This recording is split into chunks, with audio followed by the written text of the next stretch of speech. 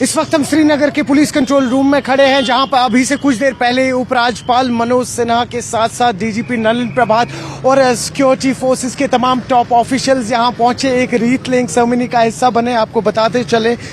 कि wreath laying ceremony उन तमाम 9 लोगों की है जिन्होंने कल रात को नौगांव पुलिस स्टेशन में जो 300 केजी का अमोनियम नाइट्रेट हाल ही में फरीदाबाद में कॉन्फिस्केट किया था,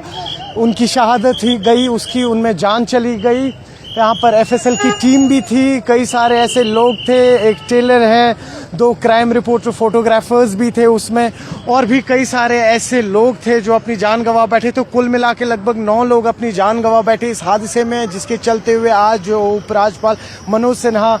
अपना जो बाहर थे वो दौरा बिल्कुल कट शॉर्ट करके वापस श्रीनगर के पीसीआर में पहुंचे। डायरेक्टली पहले एयरपोर्ट से एक प्राइवेट अस्पताल है यहाँ, जहां पे लगभग 27 इंजर्ड ज़ेरे इलाज है, उनसे मिले। उसके बाद श्रीनगर के एसएमएचएस अस्पताल पहुंचे और अब यहाँ पुलिस कंट्रोल रूम श्रीनगर पहुंचे, जहां एक रीथ लेइंग सेरेमनी हुई उन तमाम 9 शहीदों की जो कल के इस नौगांव पुलिस स्टेशन के हादसे में अपनी जान गंवा बैठे। तो कुल मिला के अगर बात करें, फिर से कहीं ना कहीं 9 फैमिलीज कहीं ना कहीं आज उजड़ गई हैं, लेकिन अब उम्मीद यही है कि आने वाले वक्त में किस तरीके का कंपनसेशन मिलेगा इन्हें, न सिर्फ उपराज्यपाल की तरफ से बल्कि जो इलेक्टेड गवर्नमेंट है यहाँ उनकी भी तरफ से। हालांकि जिस तरीके की ये हादसा था और जो ये 9 लोगों की जान गई है, किसी भी तरीके का पैसा की जान वापस नहीं ला सकता, ना जान का कोई कंपनसेशन होता है। लेकिन अब आप देखें कहीं ना कहीं, लेकिन जब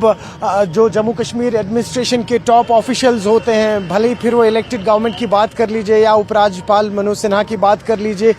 खुद पहुंचते हैं